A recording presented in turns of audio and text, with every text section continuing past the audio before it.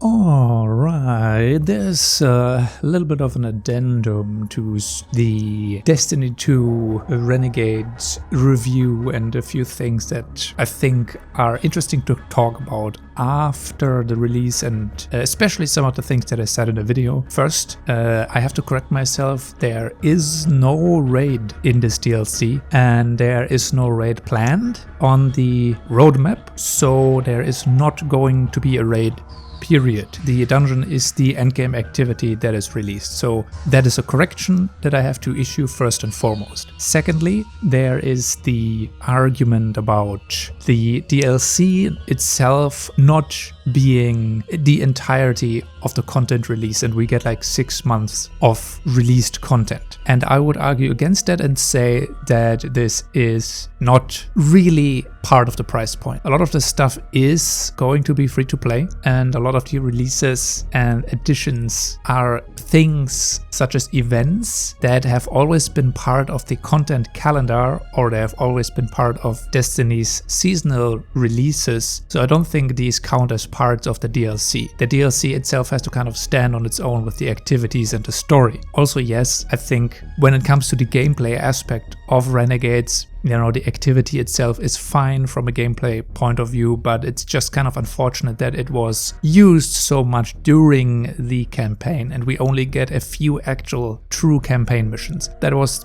probably the primary point of the critique there. But probably playing Frontier, you know, as an activity, that's gonna be fine, you know, especially if it sticks around. It's one of the more interesting activities, especially since it's similar to Oryx's ship, which people genuinely enjoyed doing as well. Then there is the addendum to the new bounty system, or rather the orders, which I talked about initially. I wasn't so sure if this is going to be a bright dust acquisition nerf or if this is actually giving us more bright dust. It turns out now it is actually confirmed that indeed you will earn less bright dust than before in general. So yes, it turned out it was a reduction in the amount of bright dust that you can earn per week and per season in Destiny. Another very unfortunate change that turned out to be true, which was just a speculation in the initial review. Then there's another thing that came to light when it comes to recycling content. A lot of people talked about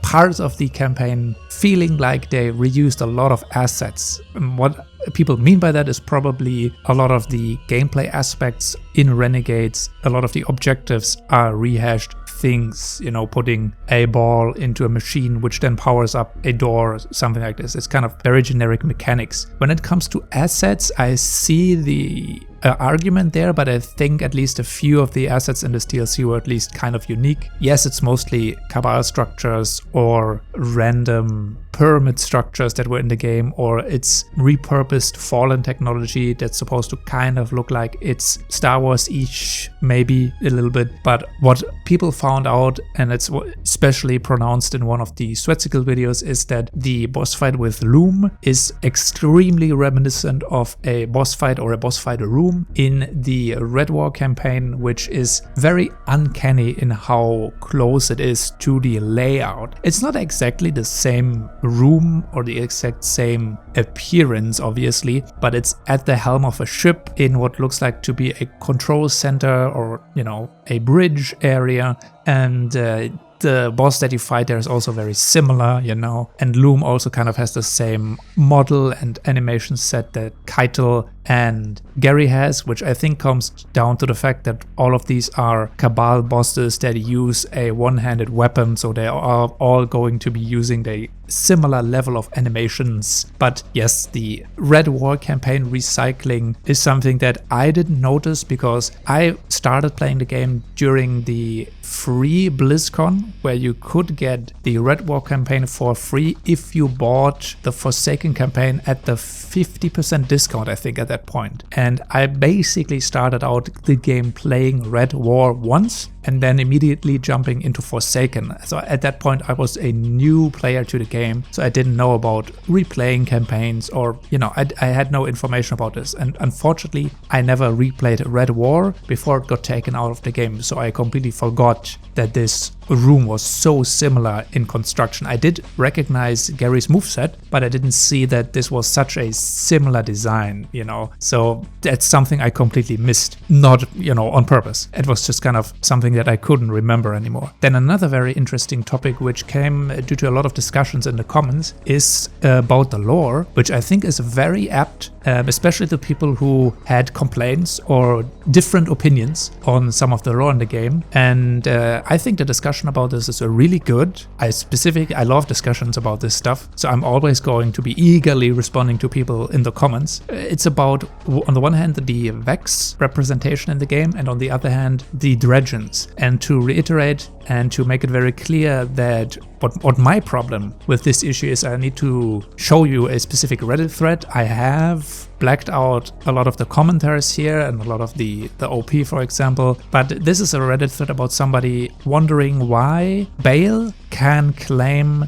the title of Dredgen. There's actually a lot of people, a lot of players in the game who are confused why a Dredgen is back in the story. This is one example. It is one of the more pronounced examples that you find when you Google search it, and this is a good showcase to talk about what my problem with the lore is. It's not the minute detail of, you know, do the Dredgens follow Hive sword logic or do they follow a corrupt version of their own sword logic? You know, is it funny that Bale reads from the Books of Sorrows? I think it's pretty funny that he does, because Dredgen is not really, you know, Bale is not really a true Dredgen, so to say. This commenter, this thread opener, was probably a little bit confused, which is understandable. You know, I'm not even mad at this, because it is very difficult to discern who are the original Shadows of Yore, when did Shin Malphur get involved, when were the Dredgens disbanded, when were the Dredgens called, you know, are they all dead, are they still around? And then you take into account that a lot of the lore in-game is missing, because a lot of the seasonal content, a lot of Drifters lore is missing because it's been taken out of the game. And then confusion like this is understandable, and this is the good showcase to talk about the fact that Destiny 2 lore, while it is very well written, is not conveyed in a good way to the players. First of all, the upfront storytelling in Destiny when it comes to teaching people about the overall story is very bad. But then you also have to take into account that large amounts of lore in the game is extremely convoluted, and if you don't search for it, you are never going to find it. And then you come away with false assumptions, which is a topic that I want to talk about a little bit more, and this is going to be the main part of the video. The Dredgen is not an organization. It's a title that a human in the city could claim. Now, of course, that person would have to live with the consequences of people being shocked that someone would claim this title, which is very, very negative.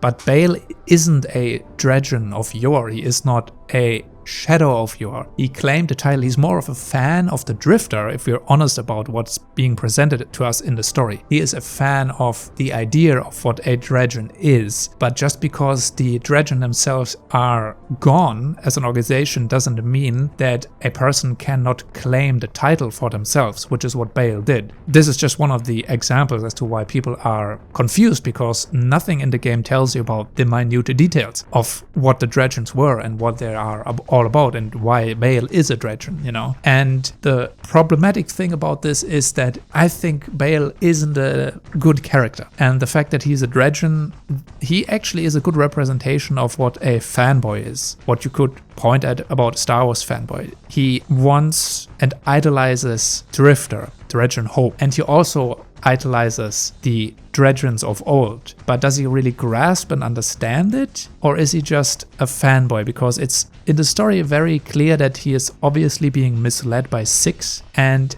he, in his discussion with the emissary, Lodi, it's revealed that Bale is very likely not at all fully invested in what he's doing. And this is also why I think in the upcoming stories, Bale is gonna get a redemption arc. I don't think Bale is gonna be a villain that we kill. He is going to eventually get redeemed at some point in time. This is just my personal prediction here. But Bale definitely is probably going to get some sort of redemption story, because it's very obvious, and the point is in the story to make it very obvious that he is not entirely convinced that what he's doing is actually the right thing.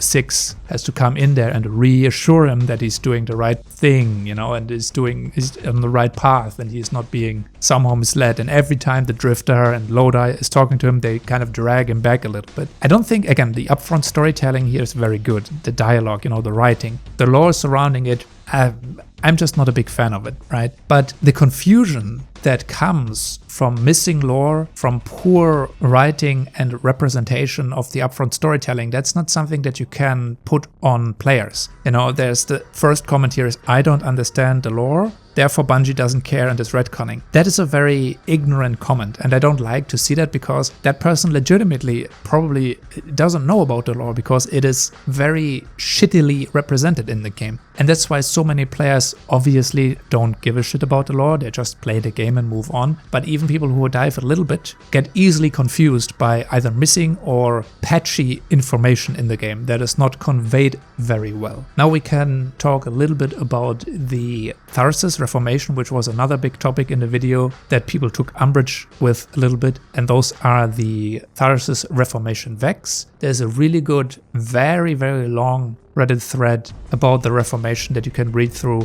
with a lot of different explanations of the names, what the specific characters might be representing, why Zephyrus, the leader of the Gambling Vex, for example, holds a Fatebringer.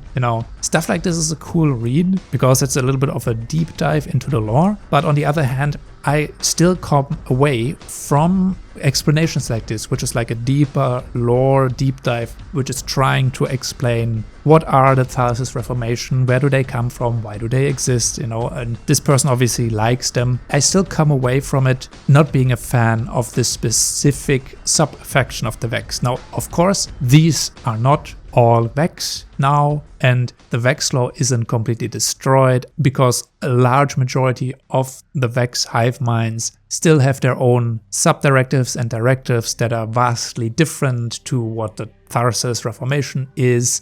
We also have the Conductor doing their own thing, which is another possible sub-faction now, So their stuff doesn't mean that the Vex lore is ruined or everything about them is ruined. I just think, I don't like these representations of them, and I still think, no matter if you disagree or not, that they were supposed to be a stand-in for the droids. I wonder what anything else is supposed to be a nod to the droids in the game. If you have something, you can show that to me. But a lot of the visual representation of the Vex are supposed to evoke droids sitting in the cantina, and then the two of them who are kind of in the default position outside of the outpost, they're supposed to look kind of like the little droids that were working on the pod racers. Stuff like this is obvious supposed to evoke Star Wars imagery. Did the writers at least try to justify it? Yes, this is also something I talked about this. They obviously wrote lore to justify the existence, even though I think it's a bit of an ass pull, and it definitely is partially, meddling with existing Vex lore. And the main problem is that I always thought Vex would be a cool idea to expand upon as possible antagonistic forces. And these Vex are more along the lines of the Fallen that we have allied with, and the Cabal that we have allied with. So it's kind of like another faction that are allies to us, or that they're working with us. They're obviously criminals, but it's very believable that Vex who are curious about humanity are more indulged or more motivated to actually side with us against an enemy, which, might be something that the Outer of the Nine are going to be. Day 6 and the Outer Gods, so to say, might be a new overarching enemy faction. If I'm correct, the Winnow is still out there too, which that might be another storyline that they could pick up at some point, right? But I like the mysterious Vex, the ones that have multiple timelines. I'm still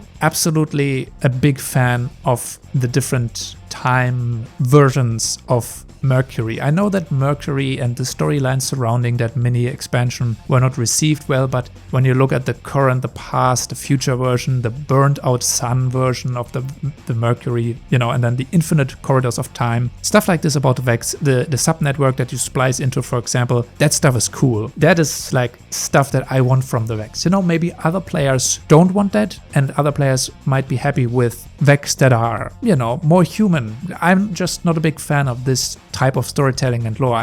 I don't like these Vex, and I obviously was hamming it up for the entertainment value of the video. You know, I'm not emotionally attached to any of this. You know, it's just kind of providing a little bit of entertainment for the sake of the video, right? And making jokes about it. But these are like two of the bigger lore aspects that I wanted to talk about. It's kind of something that I don't like about the Vex, you know, but there is lore explanation for it. And if you like the Tharsis Reformation, more power to you. I would like to see more of the powerful, godlike, mysterious Vex out there. You might be of the opinion that, we have seen so many of these already. I want to see something more interesting. But robots gaining sentience, isn't that also kind of a very generic storyline too, in a way? I don't think that's very unique in the way these have been represented. And then obviously the biggest problem, I think, and one of the biggest realizations that I had about the lore is a lot of the stuff about the Dredgens is woefully badly represented in game. It's missing, you know, at least if we had some sort of recap what happened with Drifter in his season, that would help a lot to bridge the gap a little bit. And I think we need like just better representation of the lore in game, because people don't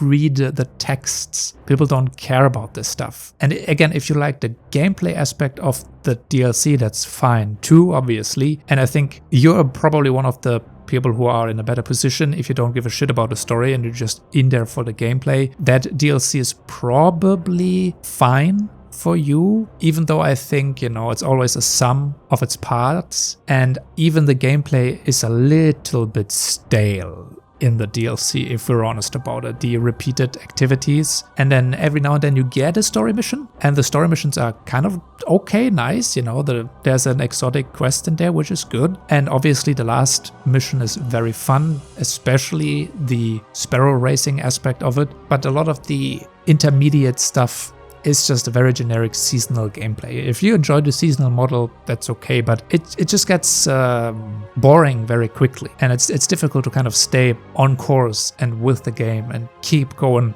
and playing if you are already forced to play seasonal content in the story. And then once you're done with the story, you're obviously going to go back to the portal, and you're going to then be running the same Europa, Mars, and Venus missions that are going to be the same things that you've done in the campaign. So I don't think that's very good. That's going to lose its luster very quickly. Yeah, but those are like the addendums so far. The lore aspect of it is obviously the most interesting one here, because it's also the first time I really went into the story, because I do think the story is important, even though if you're not caring about this, it's fine, but the story has to be a part of the DLC that you have to take into account. And I think a lot of people handwave the story too quickly and move on and just go, you know, 5 out of 10, story was fine, who cares, moving on. And I think a lot of the problem that people have with Destiny is they go into a Bungie game and they do expect Bungie storytelling, and then they're not getting it, or they're getting like a,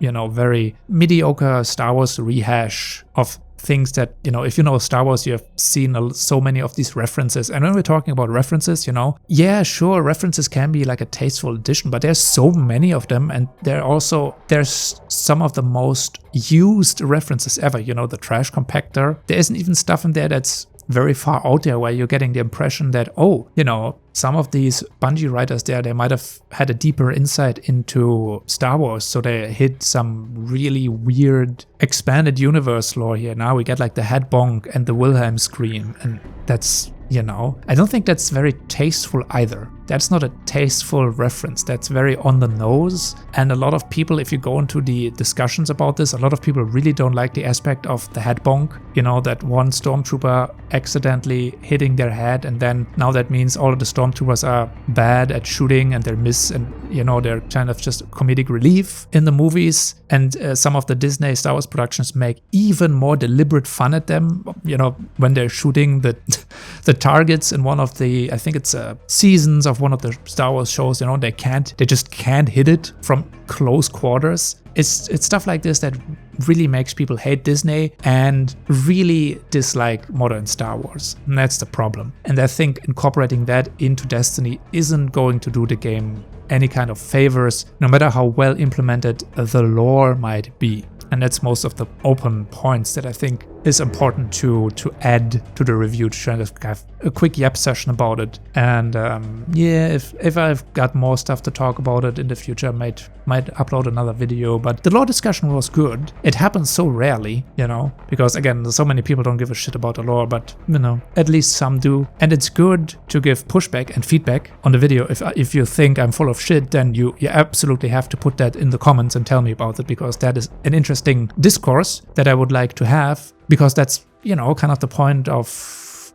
yeah, uploading these videos, to have discourse with people. No matter how heated it gets, you know, I still think that's okay. It's fine, this is the internet. We can all just kind of verbally go at each other, because, you know, nothing is gonna happen from this. Yeah, anyway, that's about it, I think. See you next time.